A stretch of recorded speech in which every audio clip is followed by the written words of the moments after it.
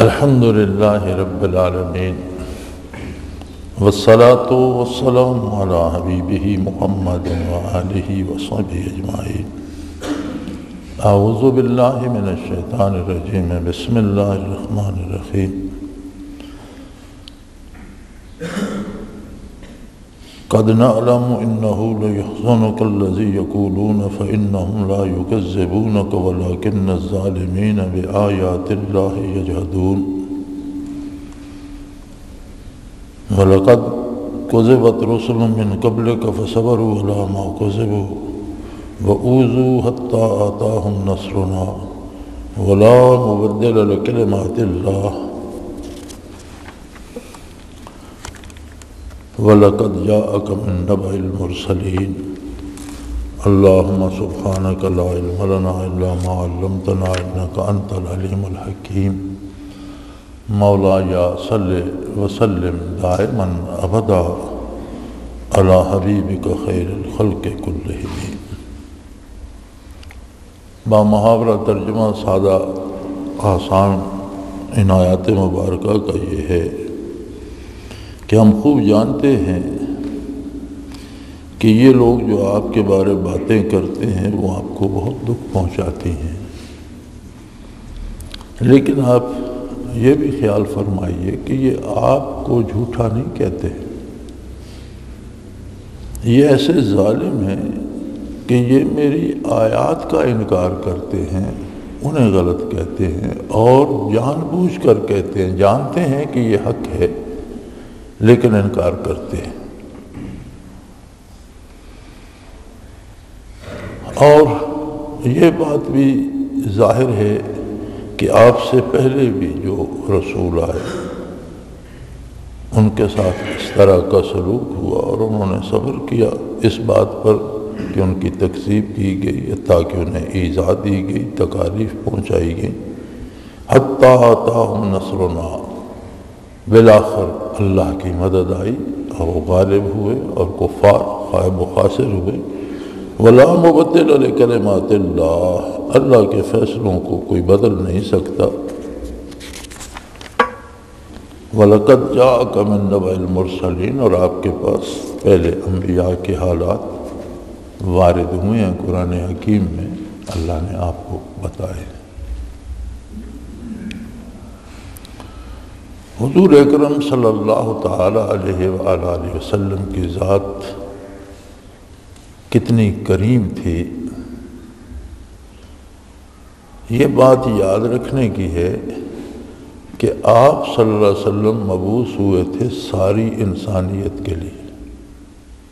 آپ کی بعثت عالی سے لے کر قیامت تک آنے والے ہر انسان کا نبی صرف محمد الرسول اللہ ہے، وہ مانے یا نہ مانے۔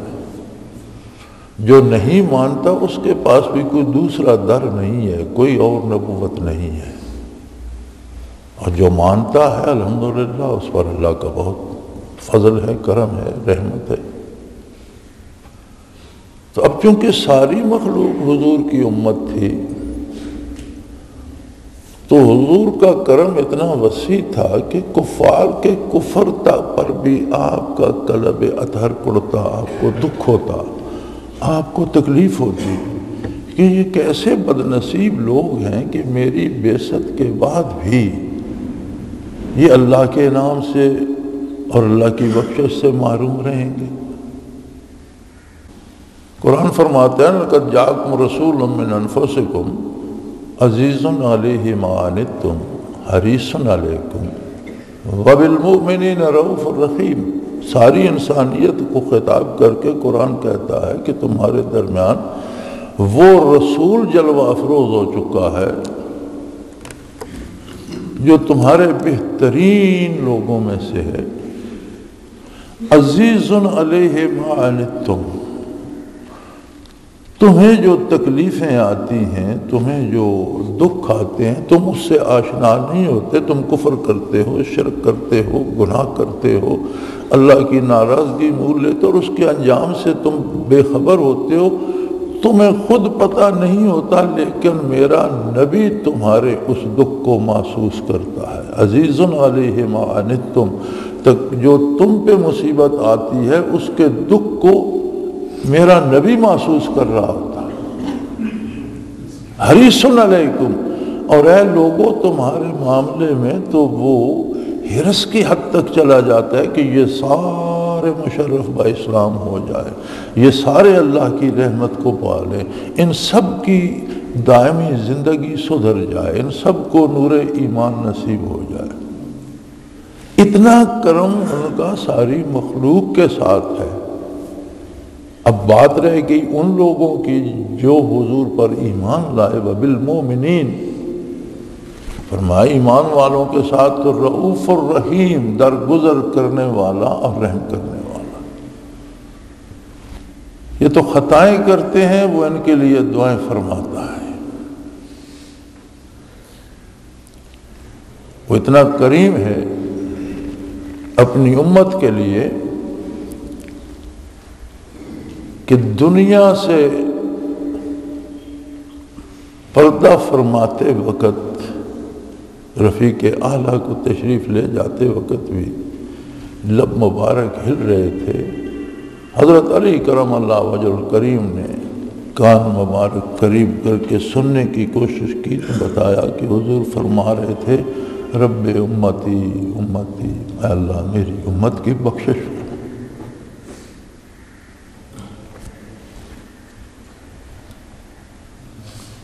لیکن یہ ساری بات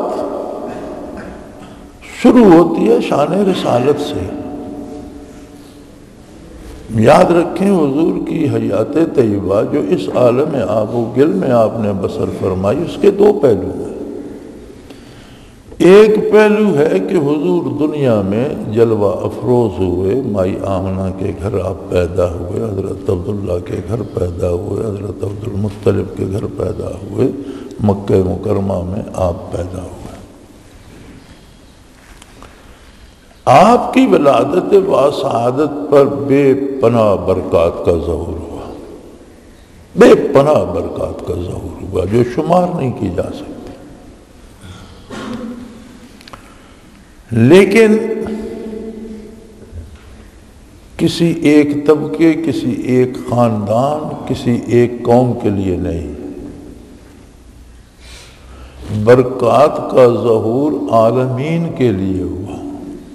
اللہ کے علاوہ جتنی مخلوق ہے، وہ زمین پر ہے یا زمین سے نیچے ہے یا سمندروں میں ہے، ہواؤں میں ہے، آسمانوں میں ہے یا حاملین عرش فرشتے ہیں، جہاں جو بھی ہے، انسان ہے، جن ہے، فرشتہ ہے، حیوان ہے، جمادات ہے، نباتات ہے، کوئی چیز اللہ کے علاوہ ساری کائنات کو برکات نصیب ہوئیں اور ہو رہی ہیں اور ہوتی رہیں گی۔